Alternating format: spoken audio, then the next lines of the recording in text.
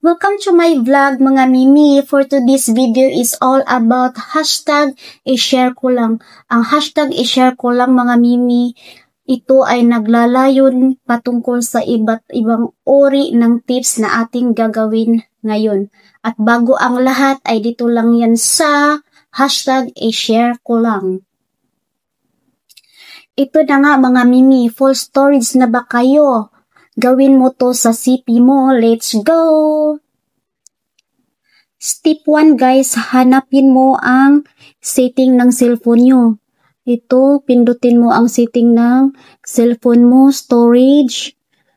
Kung hindi mahanap agad yung storage sa cellphone nyo, hanapin mo yung about device tapos pindutin mo andoon yung storage. So, pindot ang storage tapos sa baba mayroong clean up.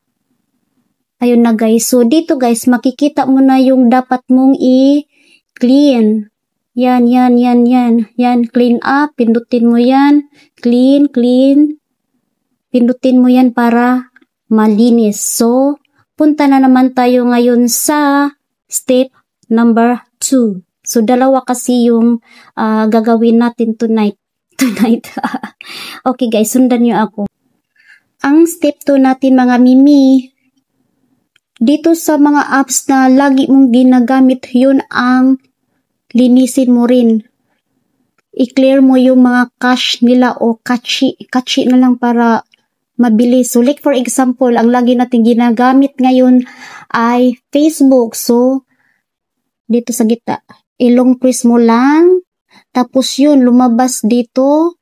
Pindutin mo yung app info. Hindi lahat ang posisyon ha. Pag long press mo ay ganito ang lumalabas. Hindi lahat ang posisyon. Ang app info ay nasa unahan, gitna, or katapusan. So, ito, dito sa last, nandito yung app info, pindot.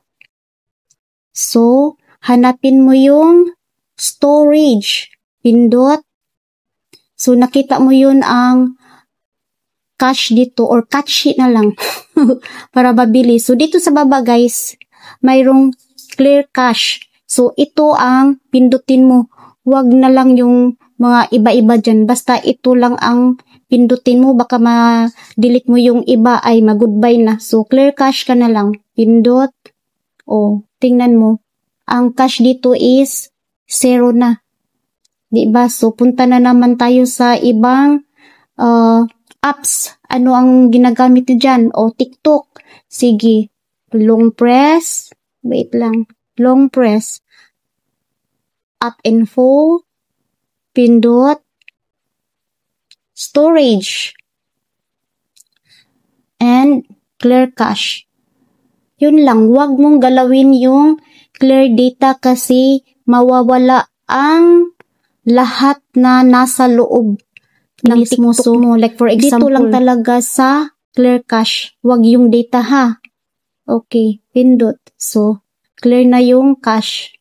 So, mababawasan na yung mga full storage no guys at magaan na siya na gagamitin. Hindi na siya laging naglalag, kasi hindi na siya puno.